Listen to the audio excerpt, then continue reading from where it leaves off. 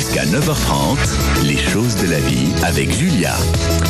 Et surtout en compagnie de Pascal Tréorel. Bonjour Pascal. Bonjour Julia, bonjour aux éditeurs et aux animaux. Bon, vous ne les avez pas oubliés. En effet, Pascal Tréorel, que vous connaissez bien, est éducateur canin à Caen et il répond à toutes vos questions concernant vos animaux de compagnie. Si vous le voulez bien, Pascal, on va accueillir Madeleine. Madeleine, bonjour. Bonjour. Vous êtes à Saint-Martin-d'Ebzas ? Exactement. Soyez la bienvenue. Merci beaucoup et bonjour à Pascal et à tous les animaux que j'adore. Ah, ça c'est bien. Bonjour Madeleine. On vous écoute. Oui, alors j'ai un collet de 8 mois. Elle est adorable, elle est mignonne comme tout. Mais alors j'ai un souci. Quand il arrive du monde, elle grimpe à mon légion, elle saute à mon légion. Et j'ai du mal à me déplacer. Je peux pas intervenir. Quand les gens sont installés à table, elle joue. C'est pour jouer, c'est uniquement pour jouer. C'est pas par méchanceté. Elle joue, elle mordit. Et puis bon, j'ai tout essayé. Il n'y a rien à faire. Elle a ce défaut-là. Et elle tourne autour des voitures quand les gens arrivent également. Voilà. Bonjour. Comment calmer ce chien foufou, Pascal ? Bonjour Madeleine. Bonjour Pascal. C'est vrai que souvent les gens me disent j'ai tout essayé, quoi faire.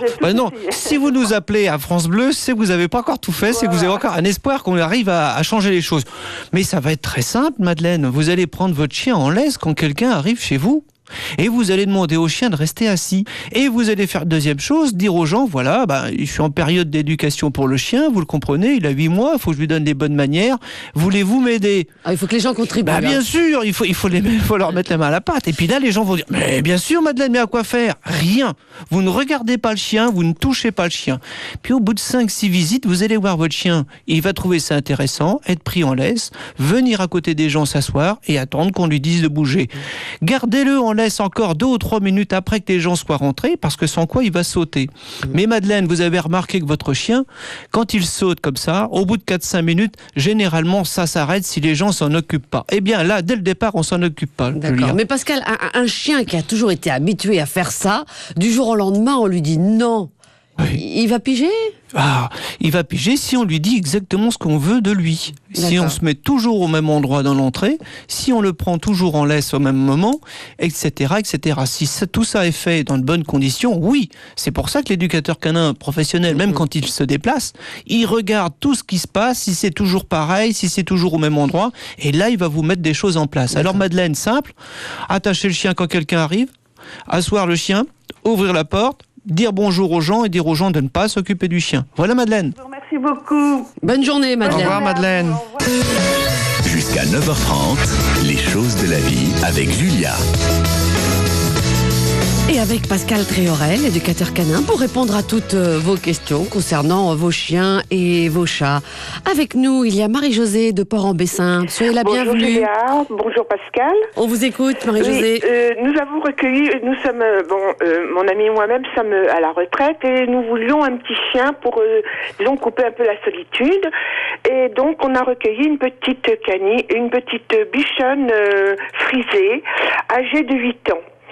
Cette petite chienne a énormément souffert et donc, si vous voulez, elle a un comportement avec nous, elle s'est très très bien habituée. Alors, mais ce que je crains, c'est que, si vous voulez, même quand on a des amis qui viennent, par contre, contrairement à la dame de tout à l'heure, elle va vers les gens doucement, enfin, si vous voulez, elle se familiarise beaucoup. Et ce que je crains, c'est que, si vous voulez, un de ces jours, pour peu qu'on la promène et tout, quelqu'un l'appelle, elle puisse partir avec la personne. Alors, je ne sais pas quel comportement adopter. Bonjour Marie-Josée. Bonjour Pascal. Eh bien, on va faire tout simplement les choses, c'est souvent je dis tout simplement, mais on va créer un lien d'attachement pour vous. C'est-à-dire qu'on va tout faire pour qu'elle s'attache à vous. Hein ? Alors, il faut la sortir souvent en laisse. Elle peut aller voir les gens. Elle peut sentir les gens, mais à un moment donné, c'est à vous de faire demi-tour pour surprendre le chien et se dire « Ah, ma maîtresse est partie, il faut que je m'en aille. » C'est à vous de capter son attention. Quelqu'un arrive chez vous, laissez le chien communiquer avec la personne, et puis à un moment donné, vous allez prendre le jouet du chien et faire coin-coin. Et le chien va arrêter d'être avec la personne et va venir avec vous. Oh, Julia, faire coin-coin. On appuie sur le petit truc et ça fait coin-coin. J'ai compris. Eh bien, alors, c'est terrible, Marie-Josée. Hein. Et donc, ce qu'il faut, c'est que le chien, je ne vais pas dire qu'il pense sans arrêt à vous, mais il faut le surprendre. D'accord, il aime bien aller voir les gens, mais Pascal, avec vous, il y a quelque chose de plus. Minute, hein, c'est pas un homme, le chien, il n'a pas besoin de séduire à ce point-là. Mais même quand les hommes, on leur appuie dessus, poète, c'est pas pour autant qu'il reste. Hein. Bon, Marie-Josée, vous voyez, ça dévie Faut tout le le temps. séduire, Je peux faut le jamais séduire, être sérieux. Marie-Josée. Oh, c'est terrible cette histoire. Des petites chiennes, non, remarquez. ne vous posez pas trop de questions. Même à 8 ans, le chien a une capacité de s'adapter à ses nouveaux maîtres. C'est phénoménal. Ce qu'il faut, c'est pas trop la choyer. C'est lui donner des moments de repos, des moments où vous l'enfermez dans la salle de bain, où vous pouvez vous isoler tranquillement, qu'elle ne soit pas toujours avec vous. Hein. Mais par contre, à l'extérieur, méfiez-vous, vous ne connaissez pas ce chien. Est-ce qu'il revient au rappel? Est-ce qu'il ne revient pas? Faites-vous aider d'un éducateur canin qui fasse le nécessaire pour justement créer cette synergie avec vous et la chienne. Voilà, Marie-Josée. D'accord, je vous remercie beaucoup, Pascal, c'est gentil. Bonne journée. Bonne journée à vous deux. À bientôt. Au revoir, merci. Marie-Jeanne, à Anguerny maintenant. Oui, bonjour Pascal, bonjour Julia. Bienvenue à vous, on vous Merci. écoute. Oui, voilà, j'ai un collet qui a 15 ans maintenant. Et depuis une quinzaine de jours, elle ne cesse de faire des trous partout.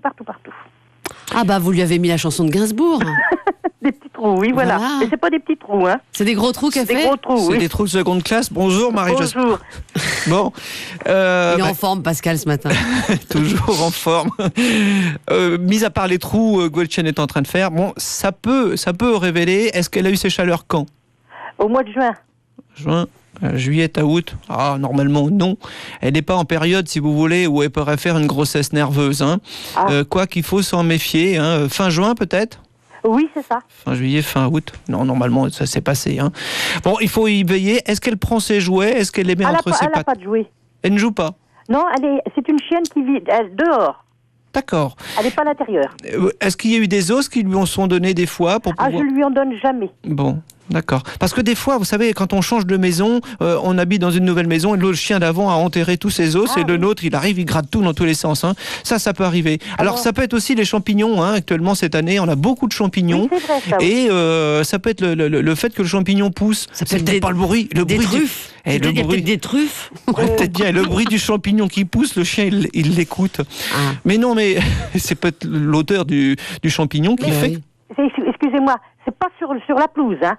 C'est dans le bois, où j'ai du bois, derrière, sous les arbres, mais c'est pas dans la pelouse. Oh, mais heureusement. ça peut être des mulots, hein, tout simplement. Hein. Ah bon? Ah bah oui, ça peut être des petites bestioles. Alors là, Mais avant, elle faisait jamais ça, elle a 15 ans. oui, mais alors là, il s'est découvert une nouvelle passion. Moi aussi, bon je me découvre même à mon âge, je me découvre des fois des passions différentes. Hein. Julia, pareil, pointe, tout ça, comme tout à C'est l'heure. vrai, je fais des trous partout, moi aussi.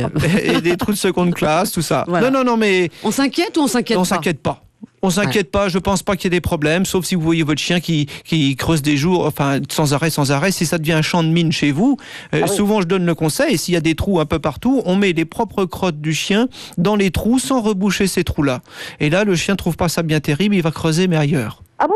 Et vous lui laissez 2 trous quand même, hein. Laissez-lui le choix Ouais, de mais creuser là, 2 fois. il va lui faire un terrain vague dans son jardin, là. Non, mais c'est pour éviter ça. Ah. Les 2 gros trous, autant faire carrément un trou pour y mettre du béton que d'avoir des champs de mine partout. Bon. Ah bon? Voilà, Marie-Josée. Bon, écoutez, je vous remercie beaucoup. Puis bonne journée. Voilà, vous inquiétez pas, ça n'a pas l'air très grave. Non. Bon, bah, Il n'a sinon, pas l'air je vais inquiet. Je vais vous embaucher pour reboucher les trous. Voilà. Oui, mais avec l'apéritif et tout, Ah, je bah, suis si vous gourmand. voulez. Si vous voulez, il y a l'eau que là qui tombe. Bon, bah, bonne journée, Merci Marie-Jeanne. beaucoup à vous. Au revoir. Alors, rapidement, Pascal, il y a Lucille qui, elle, a un problème avec sa chienne Fox de 6 mois. C'est-à-dire que quand elle sort la chienne pour faire pipi, eh bien, la chienne ne fait pas. Mais dès qu'elle rentre à la maison, hop là, je vous le donne en 1000. Qu'est-ce qu'elle fait, la chienne? Eh oui, pipi. Elle fait pipi dans la maison. Voilà. Répondez à Lucille, Oui. s'il vous plaît, Ça, Pascal. c'est assez fréquent, Julia, surtout quand on a, par exemple, du carrelage. On va sortir le chien sur l'extérieur. Bon, bah, il y a de la pelouse, à température ambiante, et on rentre à la maison, le carrelage est en froid.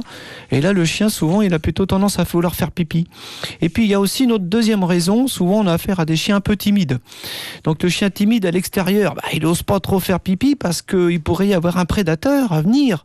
Et puis, le Ça, croquet. c'est de la timidité ou de la Un peur? petit peu, timidité, peur, non. Mhm. Mais par contre, quand on rentre dans la maison, c'est agréable, il fait chaud, donc on fait pipi là, et on s'y est habitué. Alors, c'est aussi souvent des chiens qui viennent, je dirais, d'élevage, qui ont été mis dans des caisses où malheureusement, on peut pas faire pipi ailleurs que dans cette caisse-là. Il s'était à l'habitude de sentir son urine, l'habitude de jouer avec ses crottes. Et puis on voit aussi des chiens, malheureusement, qui mangent et qui jouent avec leurs crottes. Hein, ils mangent carrément leurs crottes, c'est souvent lié. Donc là, eh bien, il faut sortir le chien pendant un quart d'heure. S'il ne fait pas pipi, on le rentre tout de suite à la maison, mais dans les 10 secondes qui sont rentrées, on le ressort. Et là, il n'aura pas le temps de réagir, il va refaire pipi dehors. Il va faire pipi dehors. On rentre, on sort. Voilà, exactement. On rentre, on sort autant de fois qu'il faut. Et là, il faut s'y attarder. Et puis, ça, c'est très important. Quand il faut un pipi à l'intérieur, on prend un petit sopalin, un petit papier, on éponge et on va essorer ce pipi à l'extérieur pour que le chien puisse retrouver cette odeur de pipi et pouvoir avoir confiance qu'il puisse faire à cet endroit-là. D'accord. Alors, faites-le dans le fond du jardin. Tant qu'à faire, autant choisir le fond du jardin. Mettez pas ça juste à la sortie de la maison. Et puis, tant qu'à faire, mettez des gants pour essorer le sopalin. Oui, enfin bon, vous savez, c'est pas... Voilà. D'accord, on rentre, on sort vite fait, on attend qu'il fasse pipi dehors. Et s'il fait à l'intérieur, on essore. Et puis... Voilà. Voilà pour cette question de Lucille. Pascal Tréorel, on s'arrête là pour aujourd'hui. Et, je précise que vous revenez très prochainement, dans 15 jours. C'est un grand plaisir quand je viens vous voir, Julia. Sur notre surtout antenne. quand on parle des chats et des chiens, c'est un grand plaisir. Merci Pascal, bonne journée.